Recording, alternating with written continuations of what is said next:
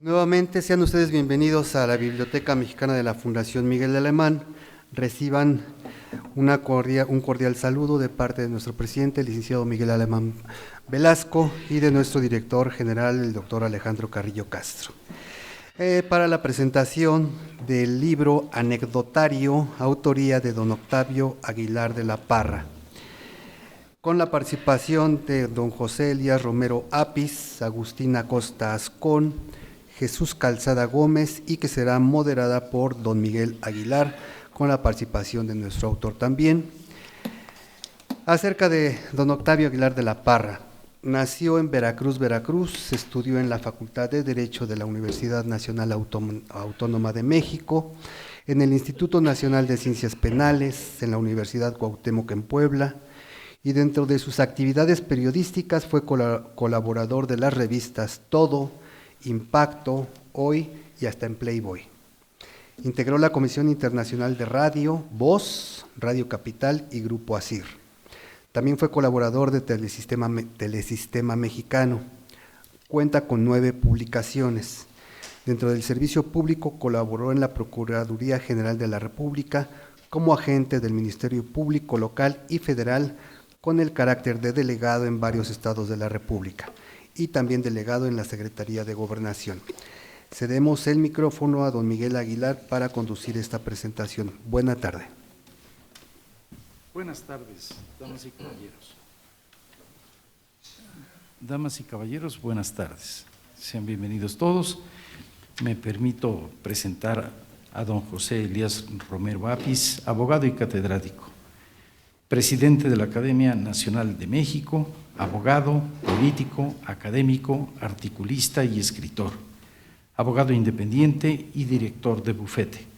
Fue en 7 ocasiones su Procurador General de la República y en la Ciudad de México, consejero jurídico de Presidencia de la República, presidente de la Comisión de Justicia de la Cámara de Diputados, escritor de aproximadamente 23 libros sobre ciencia jurídica, teoría política y crónica del poder. Autor de numerosos artículos periodísticos, particularmente en Excelsior. Tiene la palabra don José Elías Romero Apis. Me da mucho gusto esta invitación tan honrosa que me hizo mi querido y fraterno amigo Octavio Aguilar. La vida nos ha unido de muchas maneras. Nuestros padres fueron amigos. Calculen ustedes los tiempos. Nosotros trabajamos juntos en 3 ocasiones por lo menos, cuando te desempeñaste como delegado en entidades del norte, delegado de la Procuraduría de la República, en lugares en aquel entonces muy álgidos, ahora todo es álgido, muy álgidos, y lo desempeñó con valentía, con limpieza y con inteligencia. Gracias por habernos ayudado a nosotros y por haber ayudado a México en esos momentos, Octavio. Octavio Aguilar de la Parra es un ícono del anecdotario mexicano. Esto parecería un lugar común en una presentación de libro, pero no es una ceguera de taller repetitiva y rutinaria la que me lleva a esta afirmación. Podría explicarme y para ello requiero de algunos minutos muy breves y procedo. Para comenzar, estoy seguro de que la anécdota es un género literario de muy alto nivel. Tiene similitudes con algunos géneros y diferencias con otros más. Es breve, como el cuento corto, pero es real y no imaginario. Es breve como la poesía, pero es prosa y no verso. Es breve como la narración periodística, pero es de interés especial o específico y no de interés general. Es amena como la novela, pero contiene personajes reales y no personajes inventados. Es pedagógica como el ensayo, porque nos enseña mucho la anécdota, pero no se atiene al rigor científico. Es directa como el discurso, pero no es propositiva. Es narrativa como la biografía, pero es monoescénica y no multiescénica. Es dialéctico como el guión, pero no tiene trama. Para continuar, quiero mencionar que muchas obras importantes de la literatura universal de todos los tiempos realmente son anecdotarios. Podría mencionar muchas obras conocidas por todos, ya muchos autores ganadores de muchas distinciones, pero en honor a la brevedad me quedo con una sola que vale tener presente. Los 4 evangelios son realmente la narración de una amplia serie de anécdotas. No, ninguno es una biografía. Más aún, todos ellos omiten el 90% del tiempo que vivió el protagonista. Ninguno de ellos es analítico, ni intenta dar explicaciones sobre lo narrado. Ninguno de ellos es proselitista, ni trata de convencer sobre la doctrina en ellos mencionada. Tan solo se refieren a episodios escénicos y a lo que se dijo en cada ocasión. Que si le preguntaron, que si les contestó, que si le hicieron, que si él les hizo, que si lo acompañaron, que si lo abandonaron. Nada más y nada menos que anécdotas. Tan solo eso y la plena libertad, como en la anécdota, para que el lector piense de ello lo que quiera o lo que pueda. Bien nos hizo pensar Octavio Aguilar, no solo en su nuevo libro, sino en la naturaleza de la anécdota y en la naturaleza del anecdotario.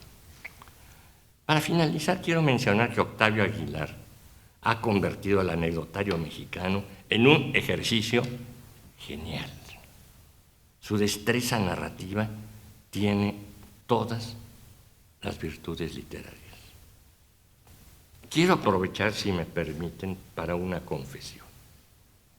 Después de haber escrito yo 12 y media de libros de ciencia jurídica y de ciencia política, ya entrado en mis años maduros, me aventuré en escribir sobre narrativa política. Y en ese campo ya he completado otra media docena. Yo me he divertido mucho y parece que mis lectores también lo han disfrutado. Pero aquí viene mi confesión, que he tenido 3 mentores a lo largo de la vida que desde la juventud me insertaron el gusto por la anécdota política. Uno de ellos me inspiró desde 1968 hasta 1978. El otro, desde entonces hasta que murió en 1985. Y el tercero es Octavio Aguilar de la Parra. Tú me inspiraste mucho y algunas de las anécdotas que tú has publicado, yo las he reproducido en mis libros, desde luego con el debido crédito, y nunca se lo había dicho a Octavio, pero esta es la ocasión para compartirlo. Muchas gracias en lo que a mí concierne.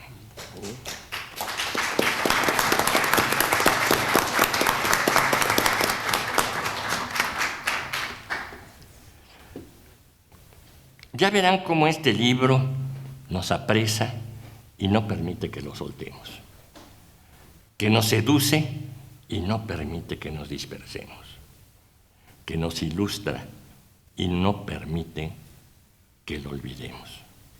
Nos lleva a pensar con personajes a los que muchos de ellos ni los conocimos. Nos ubica en lugares a los que muchos de ellos ni los hemos visitado y nos transporta a tiempos que muchos de ellos no los vivimos. Nos invita como testigos cercanos, como compañeros de mesa o como confidentes íntimos de sucesos y de personajes que de otra manera quedarían en nuestras regiones de lo ignoto.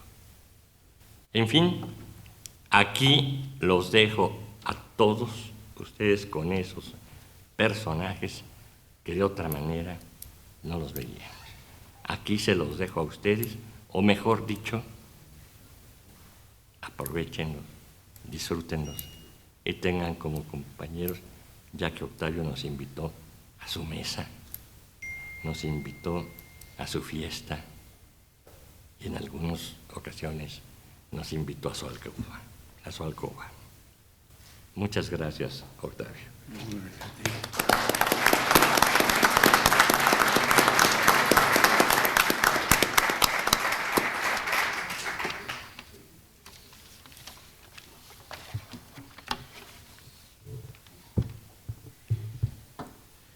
A continuación también nos acompaña don Agustín Acosta Ascón, abogado. Cursó su escolaridad en el Colegio Liceo Franco-Mexicano y en el College Stanislas de Montreal. Estudió la carrera de Economía en el Instituto Tecnológico Autónomo de México de 1983-84. Posteriormente, estudió Historia y Matemáticas en el McGill University de Montreal, Canadá. Es licenciado en Derecho por el ITAM, generación 1990, y maestro en Relaciones Internacionales del Fletcher School of Law and Diplomacy, Tufts University de Massachusetts, donde se recibió en 1993 con la tesis El caso Álvarez Machain y el conflicto diplomático United States of America, México. Como experiencia laboral, es litigante en materia penal por más de 25 años, servidor público de la Secretaría de Energía y de la Secretaría de Gobernación. Desde 1998 es socio del despacho Carrancá, Acosta, Riquelme y Vinarraga. Ha representado diversos litigios, entre ellos a René Bejarano y Florence Cassés, y el litigio de Carlos Cabal Peniche ante la Corte Federal de Australia. Ha sido articulista en diversos diarios como El Financiero y Milenio. Fue profesor en el Instituto Tecnológico Autónomo de México y actualmente en el Centro de Investigación y Docencia Económica, CIDE, donde imparte la asignatura de Derecho Penal. Y concluyendo con la trayectoria, el gobierno de Francia le concedió el grado de Caballero de la Legión de Honor en el año de 2022. Tiene la palabra el licenciado Agustín Acosta Ascón. Muchas gracias, buenos días a todos, buenas tardes a todos. Un agradecimiento, por supuesto, a don Octavio, el autor, por esta invitación, a don Ezequiel y, por supuesto, a la Fundación Miguel Alemán Velasco. Saludo además con entusiasmo al maestro Romero Apis, que es un maestro para todos los que ejercemos la profesión de abogados en México. La verdad es que me sorprende estar aquí, me sorprende la invitación. Como lo dice, yo soy abogado, no soy periodista, no soy escritor y lamentablemente no soy socialité ni miembro del Jet Set porque para estar calificado para comentar este libro. Aún así lo acepté y como ya ha quedado claro es un libro de anécdotas. Si me permiten me gustaría citar y compartir con ustedes una de las más picantes que habla de uno de los personajes que recorren las páginas de este libro y cito al autor. Regresando a nuestra amena tauromaquia, recordamos que en la monumental Plaza de Toros México, durante las épocas 40 y 50, eran famosos los gritos que se escuchaban dentro de la asistencia, dirigidos a las personalidades que concurrían a la fiesta brava. Recordamos que entre los comerciales que se daban ahí en la Plaza México, existía uno de un detergente de limpieza Faf, que con fondo musical anunciaba: Faf, solo necesita usted, señora, remojar, exprimir y tender. Y así la porra de la Plaza México, cuando llegaba doña María Félix, le decía: María, ya que eres como dice el jabón Faf, que al Calavera Raúl Bravo lo remojaste, a Lara lo exprimiste y a Jorge Negrete lo tendiste. Creo que esto nos da cuenta de la simpatía y de las memorias de lo que salta a la memoria al recorrer estas páginas, donde desfilan pues los grandes del siglo XX de México: Frida Kahlo, Diego Rivera, dos divas fuera de serie, más bien diría yo diosas, Dolores del Río y la doña María Félix. Sirven de marco a todo esto un Acapulco, el Acapulco de la época dorada, la Plaza de Toros de la Condesa, los estudios fílmicos, los políticos y otros artistas y también espías.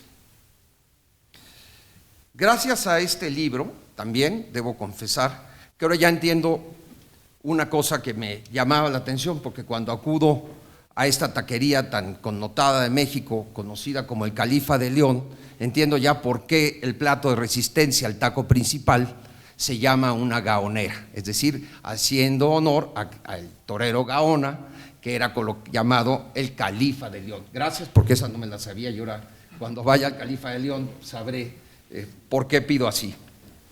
Confieso que conozco poco al autor, no como el maestro Romero Apis, pero me unen con él lazos de geografía por nuestra raigambre veracruzana, de su padre, don Esiquio, que era amigo del mío, periodista, político don Esiquio, también hermano de mi queridísimo amigo Esiquio, con quien nos une una amistad generacional. Me queda claro que la familia Aguilar, descendiente por cierto de un gran revolucionario, el general Cándido Aguilar, tiene en sus venas la grafía, la escritura que los distingue a todos ellos. No puedo omitir, porque lo quiero, mencionar también a Esiquio, de quien he leído sus biografías de dos veracruzanos singulares, de López de Santana y Ruiz Cortines. Pero hoy no estamos para hablar de ti, Esiquio, hoy venimos a hablar de don Octavio, ¿no? Vuelvo al autor. Yo sí lo recuerdo en mis años 80, en los años 80, 90, empezaba yo a ser pasante en un despacho de abogados, y lo recuerdo como un probo y esmerado delegado de la Procuraduría General de Justicia del Distrito Federal en Miguel Hidalgo y Coajimalpa, en las épocas en que el licenciado Morales Lechuga era Procurador de Justicia del Distrito Federal. Es decir, hay algo que nos une, porque como una de sus obras lo dice, él es un agente del Ministerio Público, y de eso da fe su obra. Pero resulta que el autor es también un periodista, y aquí voy un poco al comentario que me acaba de parecer sorprendente del maestro Romero Apis, de qué es la anécdota.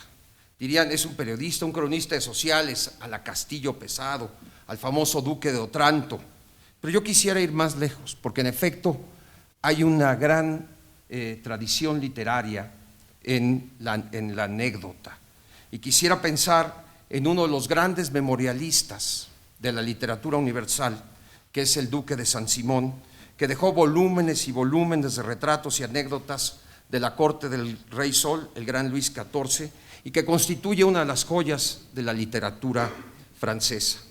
El libro, que por supuesto hacemos una invitación a leerlo y no soltarlo, porque así es también, pareciera un libro desordenado, un poco como un psicoanálisis, que dice, diga todo lo que se le ocurre, o en este caso, escriba todo lo que se le ocurre.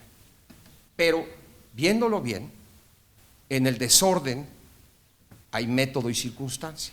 Hay una estructura muy clara, muchas de las anécdotas empiezan con una cita de un clásico, de Cicerón, de Séneca, de Marco Aurelio, ¿no?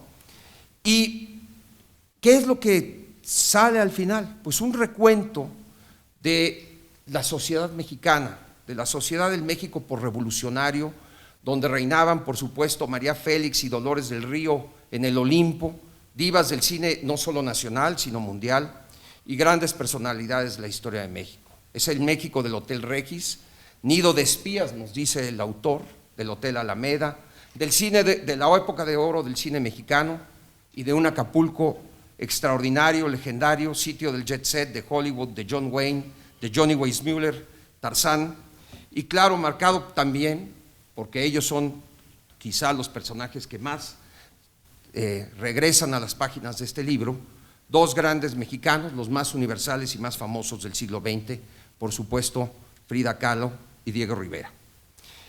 Me explico que el autor de este libro viene a cuento por un diario, me explicó el autor que este libro vino a cuenta por un diario que hay por ahí, que se dice el diario de Frida Kahlo, cuya autenticidad no ha podido ser establecida.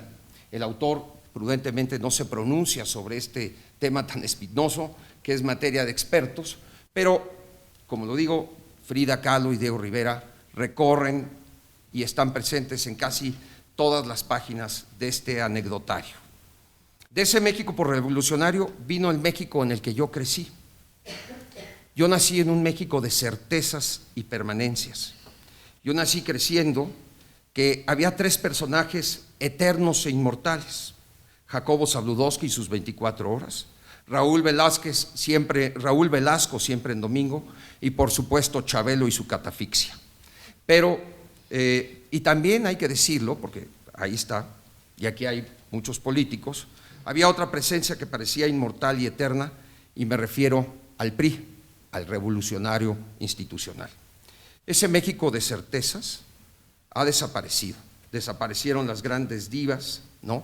Precisamente este libro cita a Marco Aurelio y la cita famosa de que todo en la vida pasa y todos pasamos al olvido, pero no dejo de tener nostalgia y tristeza ante la desaparición de ese México. Las grandes divas han desaparecido, quizás Salma Hayek hoy habita en París, más como una excepción que como una regla, pero lo que sí digo con tristeza es que ese Acapulco ha dejado de ser el paraíso terrenal, la leyenda, para degradarse en un infierno de violencia y abandono que reclama y clama un rescate, y que las corridas de toros en la Plaza México parecen estar llegando a su fin por la especulación inmobiliaria y los excesos enfebrecidos de una mal entendida corrección política. También algunas cosas nunca cambian, y termino con algo más cercano a mi profesión. En las páginas de este libro se recuerda, por supuesto, a doña Sofía Bassi, el famoso juicio de ella, acusada de el homicidio, de privar de la vida a su yerno, de su hija, la princesa de Aquarone. Yo siempre, como penalista, siempre he querido que se recree este caso famoso, y una cosa que usted lo sabrá muy bien: las actuaciones de ese juicio se supervisaban desde Los Pinos cotidianamente. Eso me lo platicaron dos de los autores o actores de ese juicio, y como vemos, mucho en la justicia de nuestro país no ha cambiado. No ha cambiado. Creo que todavía, dicen por ahí que todavía las actuaciones judiciales se supervisan desde la Presidencia de la República. En fin, cosas veremos. Lo cierto es que tenemos una asignatura que no hemos podido resolver con la justicia los mexicanos, pero quisiera terminar con una nota absolutamente feliz y esperanzadora, y es la presencia de las mujeres de temple, carácter y personalidad en este libro, ¿no? Aparte de Frida Kahlo, por ejemplo, nos habla don Octavio de Dolores Olmedo, fundadora de la ICA, socia del ingeniero Borja, y curiosamente cuya nieta Guadalupe hoy dirige los destinos de esa constructora después de salvarla, y cuya familia resguarda parte importante del patrimonio de Diego y Frida. Termino señalando que es notable y sorprendente que el mexicano más famoso y universal del siglo XX es Frida Kahlo, una mujer adelantada a su tiempo. Y hoy, con esto termino, México se prepara, porque parece que así va a ser, para ser gobernado por una mujer, aquella que resulte electa. Ojalá así suceda y nos gobierne una mujer que a través de esa visión femenina podamos emprender un camino serio a un México más justo, más amable y más bello. Un México donde la belleza de las mujeres, que es belleza del alma, nos logre restablecer en la concordia y la reconciliación. Muchas gracias.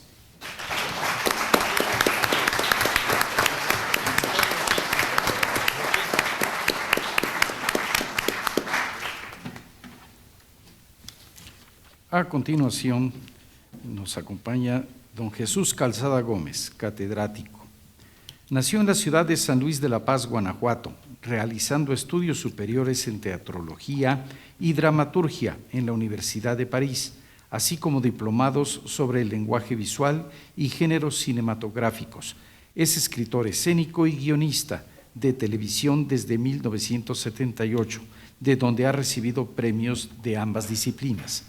Presidió a la Sociedad General de Escritores de México, SOGEM, de 2016 a 2020, y durante el mismo periodo fue secretario de la Coalición por el Acceso Legal a la Cultura, consejero de la Asociación Writers and Directors Worldwide y miembro fundador de la Federación de Sociedades de Autores Audiovisuales de Latinoamérica. Actualmente es comisario de Honor y Justicia de la rama de teatro de la SOGEM. Tiene la palabra don Jesús Calzada. Mil gracias, buenas tardes. Sí, me facilita. Sí, claro. Muy amable. Gracias, licenciado. Por la formación profesional, organizo mejor mis ideas por escrito. Y después de haberme regodeado en el placer de la lectura del anecdotario de Octavio Aguilar, a quien vuelvo a agradecer su generosa invitación a presentar un libro suyo, paso a comentar el libro esperando y deseando. Ya oyeron que mi formación es de narrador escénico, no vender trama. La genuina vocación de la palabra escrita se manifiesta a través de la notable capacidad para hacernos reflexionar sobre nuestra existencia, examinando la experiencia de otros. Decía Sócrates que una vida no examinada no vale la pena ser vivida, aludiendo así a la importancia de mantener una actitud crítica sobre nuestros propios actos. El ser humano es un animal ávido de trascender y su principal herramienta es el depósito de ideas y de experiencias llamado literatura. Bienvenido sea entonces el feliz invento llamado libro y celebremos que un nuevo libro nos reúne aquí en esta ocasión. En el preámbulo de su anecdotario, Octavio Aguilar advierte con agudeza que la anécdota no es historia ni novela, pero tiene algo de ambas. Yo solo añadiría que el anecdotario es el hermano menor de la crónica, quizá menos riguroso en su relato, pero siempre amable y con frecuencia lúdico. Un preámbulo es una preparación para iniciar una caminata, y a pesar de que el anecdotario consta de apenas 180 páginas, el paseo literario a que su memorioso autor invita a los lectores recorre y revela un muy nutrido conjunto de datos, en su mayoría sorprendentes. El libro toma como eje y como pretexto narrativo a tres personajes indispensables para entender la cultura mexicana: Diego Rivera, Dolores del Río y Frida Kahlo. Los menciono en ese orden, correspondiendo a su relevancia cultural y a su presencia cuasi mitológica en el imaginario mexicano, pues son tres artistas omnipresentes en el alma nacional, dos en la plástica, uno en la cinematografía. En el relato de sus vidas y aconteceres, así como en los actos sociales de esos tres grandes personajes de la historia del México del siglo pasado, qué raro suena decir eso, ¿cierto? Para quienes tenemos un poco de ganas de decir que somos del siglo pasado, nos duele, aunque al mismo tiempo nos llena de una placentera nostalgia. Como siempre sucede en la vida de todos, se entrecruzan estas vidas para bien y para mal, con un centenar de otras personalidades nacionales y extranjeras cuya presencia evoca invoca, retrata y expone el notable anecdotario de Octavio. En mi anterior párrafo comenté que Diego Rivera y Dolores habían desarrollado sus modalidades artísticas, los dos primeros en la plástica y la tercera en la cinematografía. Y si bien Frida Kahlo ha sido objeto de 3 largometrajes póstumos, uno de Paul Leduc, otro de Julie Taymor y un tercero estrenado este mismo año, hace apenas un mes, de Carla Gutiérrez, el más celebrado por la crítica, por supuesto. Viene al caso comentar que Diego Rivera también incursionó en el cine, aunque de manera involuntaria y tangencial, ya que estuvo sin estar, como decían antes, en el melodrama fílmico de Ismael Rodríguez, Ustedes los ricos, de 1948, como la revela la mención sesgada que hacen de él la famosa dupla cómica de la guayaba y la tostada, es decir, Amelia Wilemi y Delia Magaña, quienes comentan en un diálogo: Diego de Romero no existe, maná, aludiendo así a la frase Dios no existe que había pintado Diego el año anterior en su extraordinario mural Sueño de una tarde dominical en la Alameda Central para el lobby del Hotel del Prado. El artista puso dicha frase en el pergamino que sostiene en sus manos la figura de don Ignacio Ramírez Calzada, por cierto bisabuelo de quien esto escribe, parafraseando el discurso de ingreso del nigromante a la Academia de Letrán. No hay Dios, los seres de la naturaleza se sostienen por sí mismos. Asimismo, el cineasta, haciéndose eco de la indignación popular, pidió que en un muro del patio de la ilusoria vecindad de Pepe el Toro se pintara la frase Dios sí existe, que puede verse hasta la fecha en ese filme. Finalmente, tras de varios atentados contra el célebre mural, la gerencia del hotel ocultó tras de biombos hasta que el mismo Diego Rivera, harto de polémica, cambió la frase por conferencia en la Academia de Letrán. Punto final. Todavía se puede ver esto, obviamente, en el famoso Museo del Mural, que ya milagrosamente el mural se salvó del terremoto lamentable, devastador del 85, recordaremos todos. Volviendo al anecdotario, resulta interesante notar que no está estructurado en capítulos, sino mediante estampas literarias que se suceden unas a otras, aunque no siempre en orden cronológico, sino más bien abundando o ahondando sobre lo expuesto en estampas anteriores, lo que convierte este libro en un genuino gabinete de curiosidades que debe curiosearse y debe recorrerse a placer. En su obra, Octavio Aguilar no solo hace gala de una memoria portentosa y una notable capacidad para la investigación, sino que invita al lector a compartir mediante imágenes sus hallazgos y sus tesoros documentales, pues aparecen en el libro numerosas fotografías alusivas a los momentos y personajes que reseñan sus estampas, donde rinde un constante homenaje al abogado, periodista y literato Ezequiel Aguilar Marañón, a quien dedica su libro como digno hijo de semejante padre, quien lo antecedió en el gustoso oficio de la relatoría historiográfica.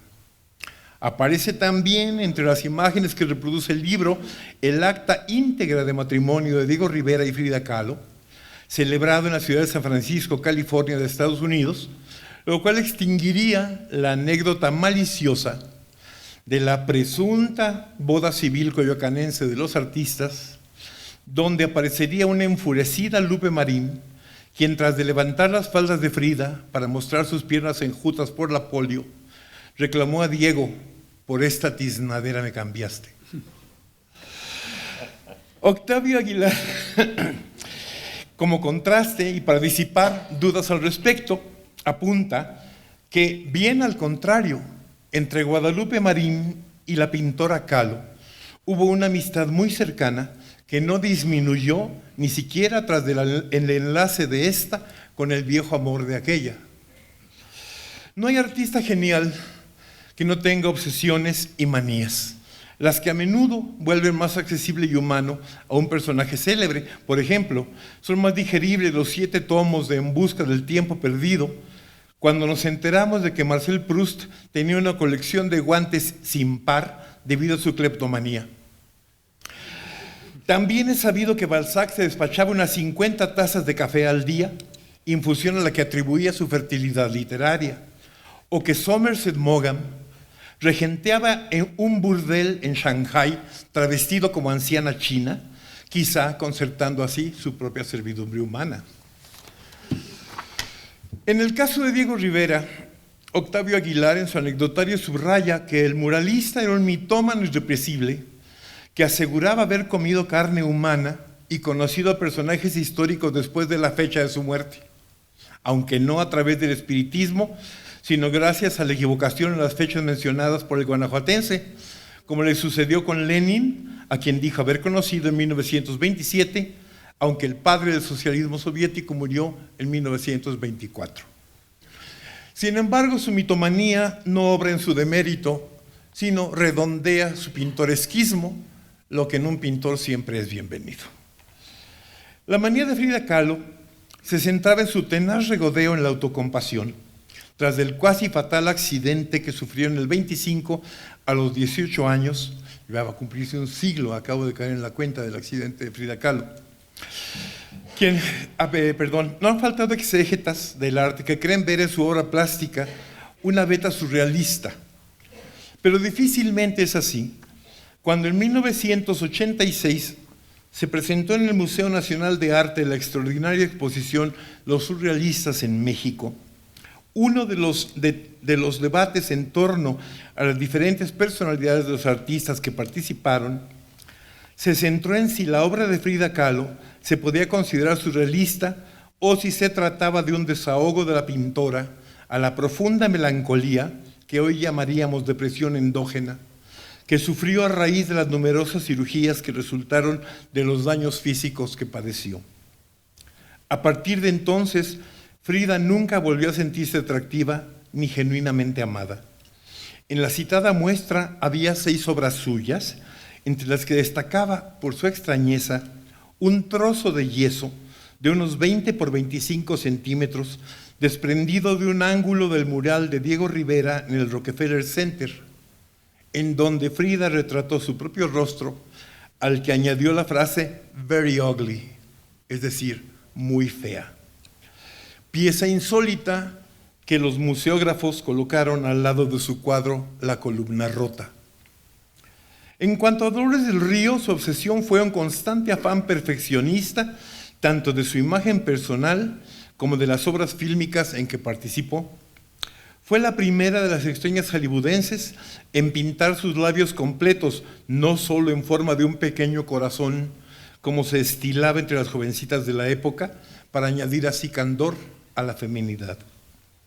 Dolores también acostumbraba a influir en su cinematografía, desde el guión hasta la edición final, sugiriendo escenas, aconsejando tomas, rechazando personajes, mejorando giros de trama y añadiendo canto y danza a sus interpretaciones. Fue por ello una diva invulnerable en Hollywood, ya que logró una muy exitosa transición del cine mudo al sonoro y se ganó la admiración y la simpatía de creadores como Orson Welles.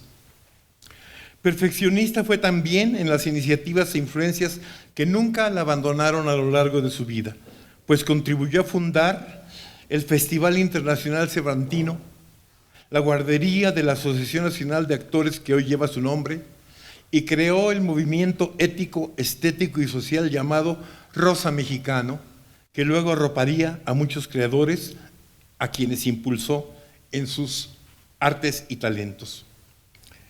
Enriquecen las anécdotas de Octavio Aguilar, de por sí ya pertinentes y variadas, sus reflexiones que expresa a través de su voz literaria, con que a menudo apostilla asuntos, redondea protagonistas y precisa momentos históricos que aborda con una prosa prolija y precisa, siempre correcta, siempre amable, matizada además con epítetos acertados y oportunos.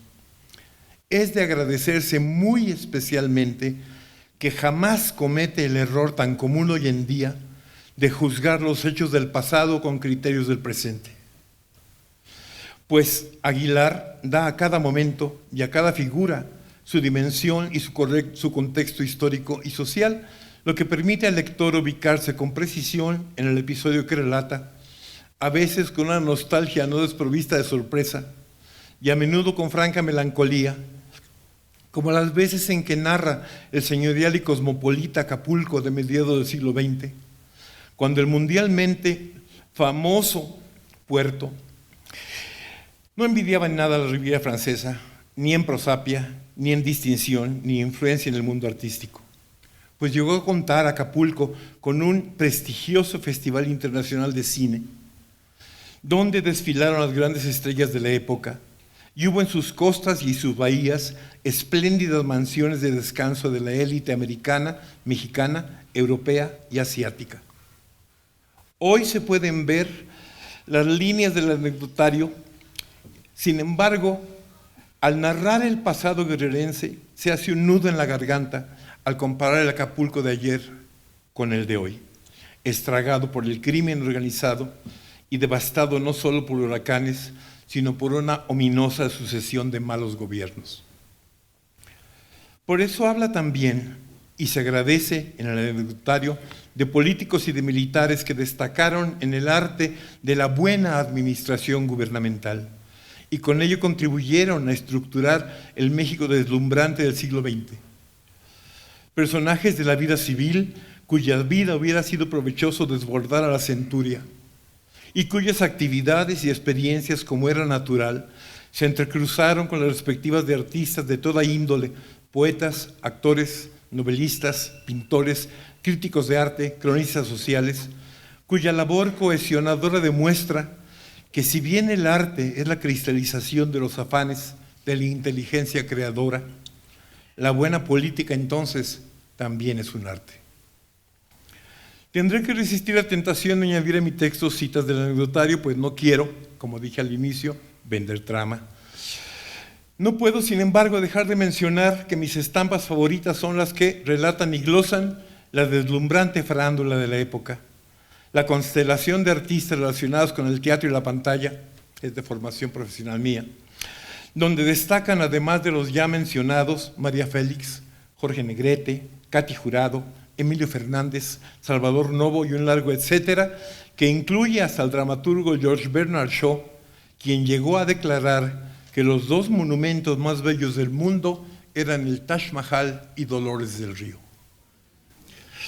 Cierra la obra un par de anexos a modo de apéndice, una carta de una amiga suya en referencia al documento que permitió al autor glosar sobre Frida Kahlo, el presunto diario de apuntes de la pintora, que no es tal, sino un cuaderno de notas, en donde registra su día a día a raíz de aquellos aspectos o asuntos que le interesaron o la conmovieron. Es decir, no es un diario en el sentido tradicional de los diarios en que se va registrando la existencia de uno mediante una serie de fechas que suceden unas a otras. Es, según entiendo por la descripción del lector que fue Octavio Aguilar, que se trata básicamente de pensamientos depositados en una libreta, como se acostumbraba curiosamente en el siglo XIX, registrar la vida. Eran los cuadernos que todos teníamos, que convertíamos en almanaques personales.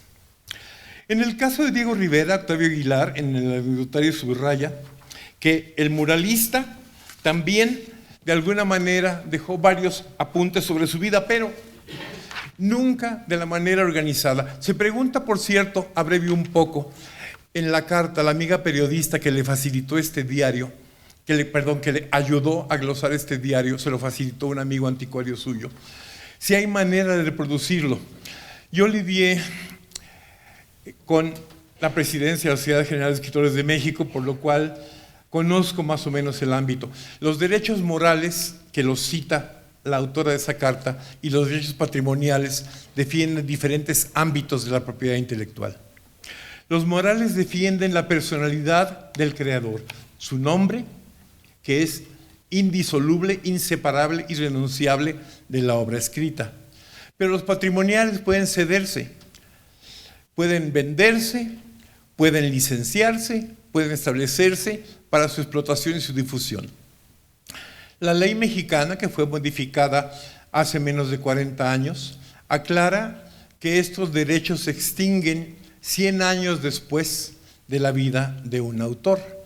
Así que para poder liberar al 100% el cuaderno de apuntes de Frida Kahlo en caso de que se tratara de ella, esto ocurriría en 1954. Algunos esperamos ya no estar vivos para esa fecha, porque sería un tanto agobiante pasar de los 100 años, pero creo que con esto estamos viendo que no es tan difícil, porque se puede solicitar un permiso por interés público. Tratándose si es genuino, quiero apuntar esto, porque parece ser que le inquieta mucho a Octavio el saber si hay manera de difundir o no los apuntes de ese diario.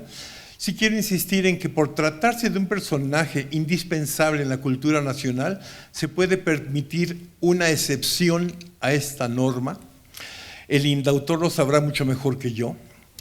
Durante años, repito, estuve defendiendo derechos de autor y participé en una serie de debates acerca de precisamente por qué se nos había otorgado un siglo.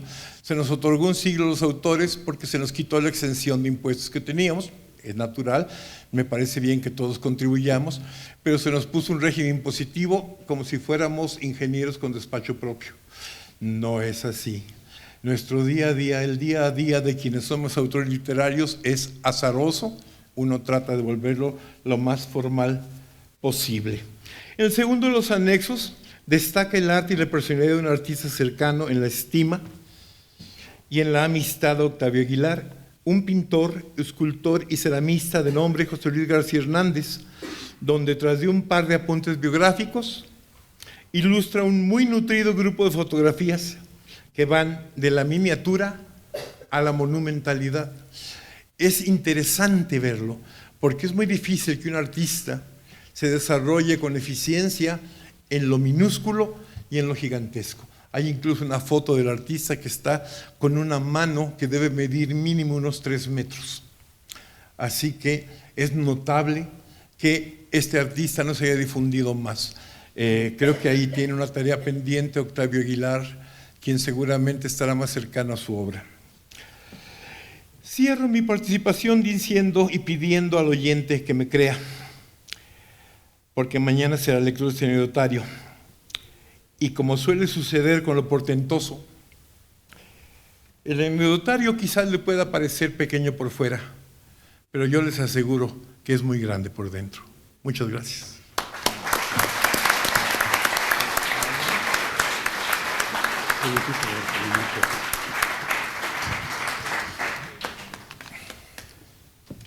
A continuación, escucharemos a don Bartolomeo Costa Amig, a quien invitamos.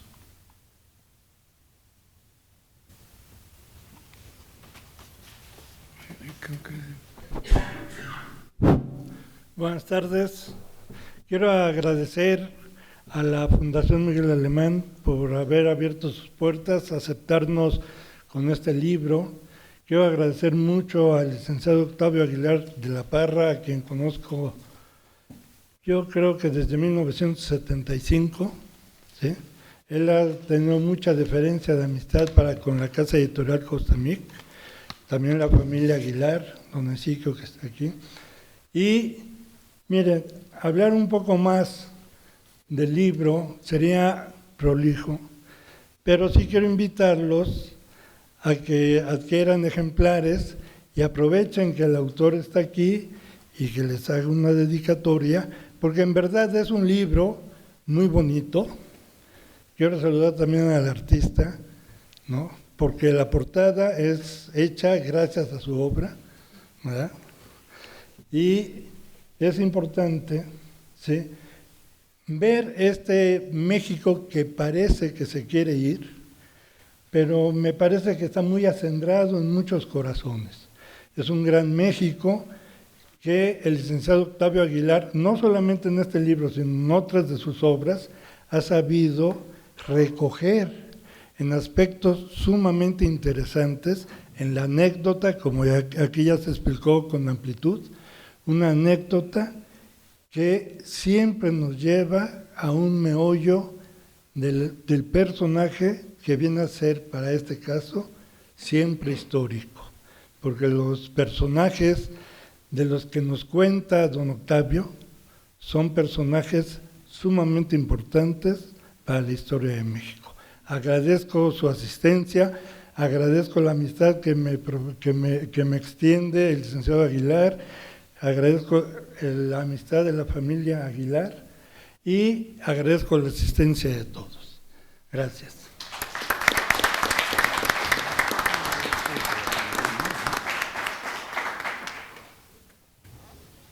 Pues en primer lugar, muchas gracias por estar tantos amigos, tanta familia en esta ocasión. O sea, les agradezco, sean bienvenidos. Por supuesto, muchas gracias a las 3 personas que me hicieron el favor, ¿verdad?, de expresarse lo que han comentado, tanto del libro como de mi persona. Muy particularmente también a la Fundación Miguel Alemán por habernos prestado este lugar para presentar esta pequeña obra, que es más que todo unos apuntes nada más. Les agradezco a todos su presencia y por mí, pues nuevamente, gracias a todos.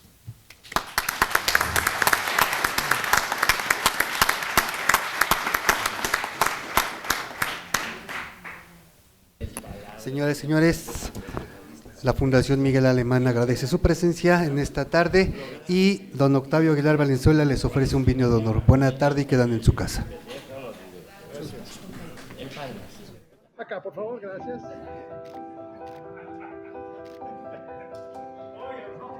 Oigan.